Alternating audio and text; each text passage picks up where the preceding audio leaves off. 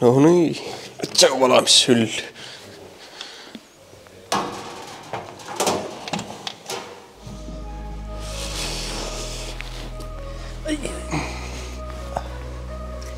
Mä oon Jani Halonen.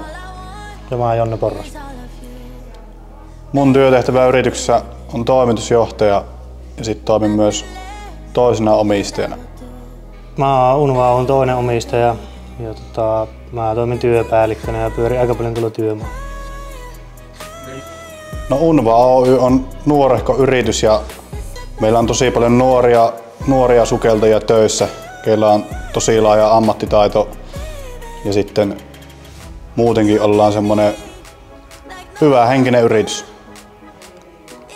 Yritys sijaitsee Keski-Suomessa, tuossa Jyväskylän alapuolella Muuramassa. Tavoitteet on tietysti kasvaa täällä Suomessa ja laajentua jossain vaiheessa tuonne ulkomaille. Jotain pieniä työmaita nyt on ollutkin ulkomailla, mutta jatkossa varmaan enemmän just tuonne Ruotsiin ja Norjaan suuntaan. Vahva työmoraali on yksi ja sitten me panostetaan siihen meidän työturvallisuuteen, että siinä on kaikki kunnossa. Parasta meidän työssä on varmaan se, että näkee kaikennäköistä erilaista ja reissataan paljon, niin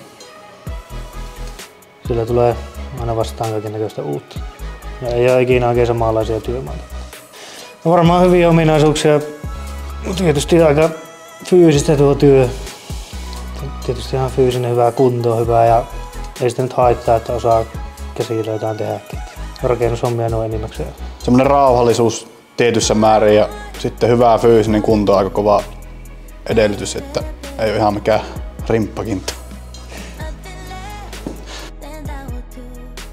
Tietysti onhan tässä aika paljon riskejä tässä hommassa, mutta tämä on kuitenkin semmoinen niin erityinen ala, että ne riskit etukäteen pyritään huomioimaan mahdollisimman hyvin ja poistamaan. Joo, meidän työkohteet tosiaan niin 0–50 metriä ja yleisin työsyvyys on siinä +–10 metriä. Kyllähän se vaikuttaa. Kyllähän se vaikuttaa. Kaikki vehkeet jäätyy ja niin, yleensä vähän hidastaa töitä, mutta ihan täysin me talvetkin tehdään töitä. Tykkää ja jaa tää meidän video ja ota tuo kanava haltuun, jos teitä kiinnostaa tietää enemmän. Niin, ja kommentoikaa, jos haluatte, mitä haluatte tietää tai jos haluatte mitään tietää. Niin. Esitellään myös noita meidän työntekijöitä teille. Mitä vittu, en minä tiedä. Tää on ihan hyvä. Sitten mä oon se seuraava. Editointi.